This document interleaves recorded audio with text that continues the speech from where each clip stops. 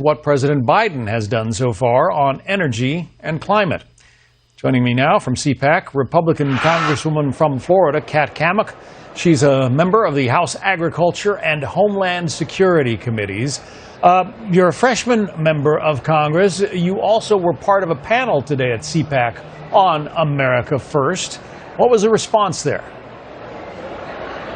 Well, I got to tell you, John, it was incredible. Folks here at CPAC are so fired up. This is really the event that conservatives will carry that same energy through the rest of the year and into midterms. And I actually had a Democratic staffer last night, actually 2:30 this morning when we were fighting against Nancy's payoff bill, tell me that they knew in that moment when that bill passed that the Republicans were going to take the House back. And so today, this is all about America First, and what we are going to be doing as conservatives to make sure that we make that policy that President Trump put forward continue on. We are going to be championing his legacy for the next 2-4 years and beyond, and that is exactly what we were talking about.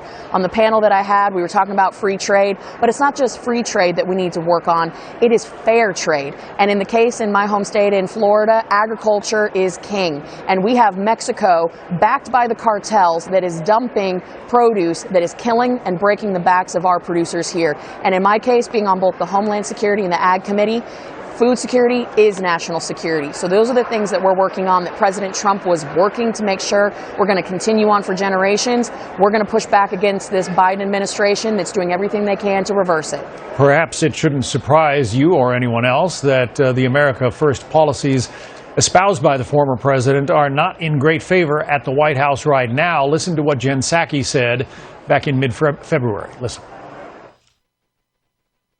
I can assure you that this president is not looking to the last presidency as the model for his foreign policy moving forward.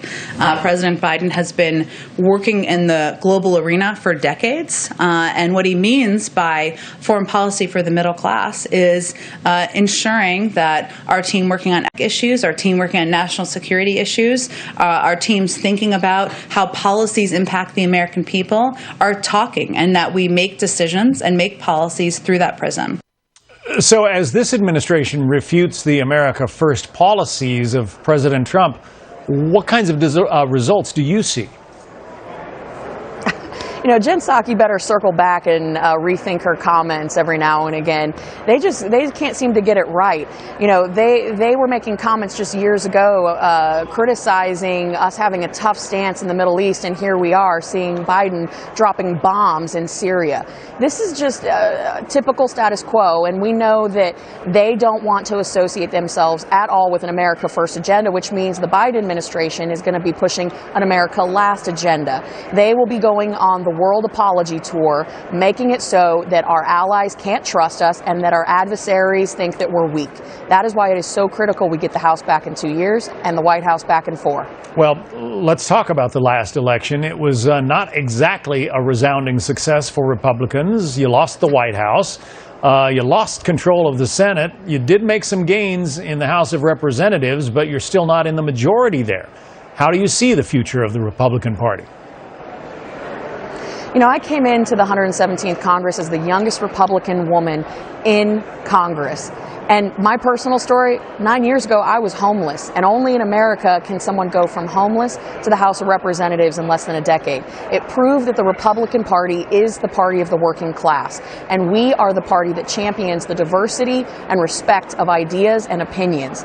We made tremendous historic gains with women and people of color, minorities, and that is something that is resonating.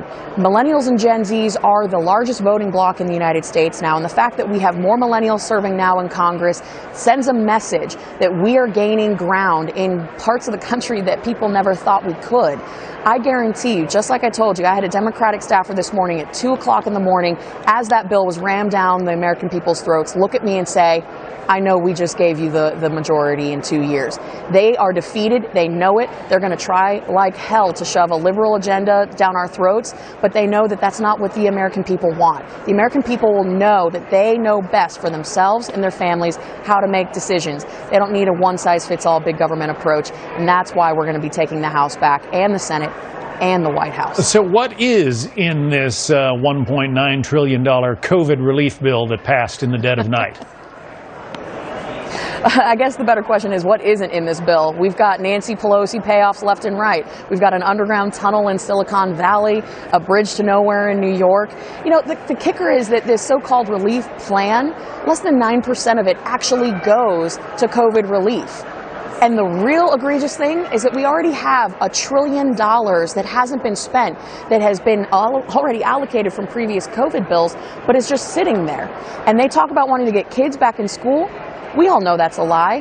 95% of the $300 billion plus that's in this bill can't even be spent in this year. Let me just repeat that. 95% of the money that has been allocated in this bill for school reopenings can't even be spent this year.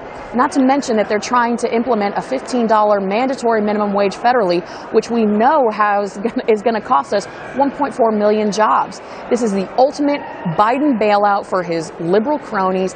Nancy Pelosi just wants this for pet projects around the country. This benefits teachers' unions, illegals, and certainly doesn't benefit the American people trying to open up their doors and get their kids back in school. It's a joke, it's garbage, and that's why we fought like hell against it last night, early into the morning hours.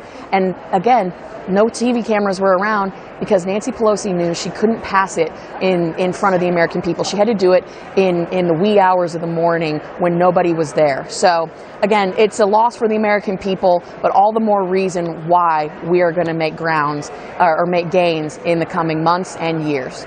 Congresswoman Kat Cammack, Republican from Florida. It's good to know that you're no longer homeless. Quite a story.